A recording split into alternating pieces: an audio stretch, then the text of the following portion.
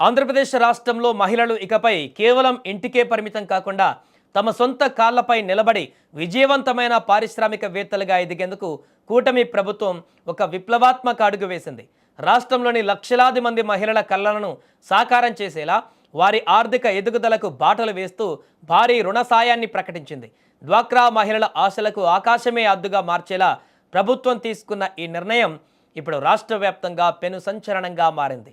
రాష్ట్రంలోని డ్వాక్రా సంఘాల మహిళలు తామెంచుకున్న రంగాలలో పెట్టుబడులు పెట్టుకోవడానికి గతంలో ఉన్న ₹1,00,000 ఆర్థిక సాయాన్ని ప్రభుత్వం ఇప్పుడు ఏకంగా ₹2,00,000కు పెంచింది.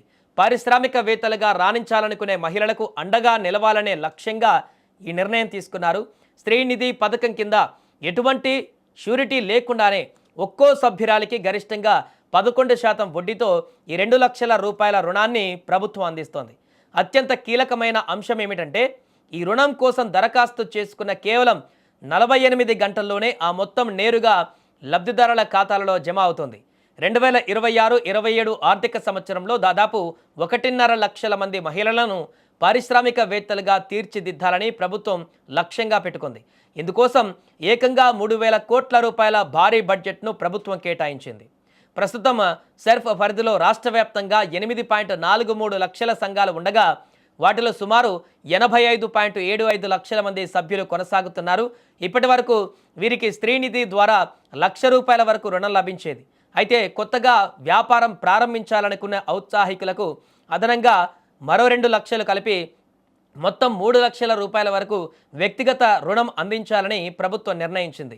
ఈ ప్రయోజనం పొందాలంటే సదరు మహిళ తప్పనిసరిగా డ్వాక్రా సంఘంలో సభ్యురాలై ఉండాలి. అంతేకాకుండా గతంలో తీసుకున్న రుణాలను వాయిదాలను ఎటువంటి బకాయిలు లేకుండా సక్రమంగా చెల్లించిన వారికి మాత్రమే ఈ అదనపు రుణ సదుపాయం కల్పిస్తారు. ఇక మరోవైపు సామాజికంగా వెనుకబడిన ఎస్సీ/ఎస్టీ మహిళలకు ప్రభుత్వం మరింత వెసులుబాటు కల్పించింది. దళిత గిరిజన మహిళ పారిశ్రామికవేత్తలను ప్రోత్సహించేందుకు ఉన్నతి పథకం కింద మరో ₹1,00,000 అదనపు రుణాన్ని ఎటువంటి వడ్డీ లేకుండా అందించనున్నారు. దీనివల్ల ఈ వర్గాల మహిళలకు మొత్తం ₹4,00,000 వరకు భారీ ఆర్థిక సాయం అందుతుంది. దీనికి తోడు కమ్యూనిటీ ఇన్వెస్ట్మెంట్ ఫండ్ ద్వారా అన్ని వర్గాల మహిళలకు మరో ₹1,00,000 అదనపు రుణం అందేటువంటి అవకాశం కూడా ఉంది. ఈ పథకాలన్నీ సమర్థవంతంగా అమలు చేసేందుకు ప్రభుత్వం పక్కా ప్రణాళికతో ముందుకు వెళ్తుంది. ఈ నెల 21వ తేదీ నుంచి సెర్ఫ్ అధికారులు ప్రతి గ్రామంలోని డ్వాక్రా సంఘాలను సందర్శిస్తారు. ప్రతి గ్రామ సమాఖ్య పరిధిలో కొత్తగా వ్యాపారం చేయాలనుకునే వారిని లేదా ఇప్పటికే వ్యాపారంలో ఉన్న వారిని గుర్తించి ప్రాథమికంగా ఒక్కో వివో నుంచి 15 మంది మహిళలను ఎంపిక చేస్తారు. మహిళలు ఆర్థికంగా నిలదొక్కునేందుకు ఇది గొప్ప అవకాశంగా చెప్పవచ్చు.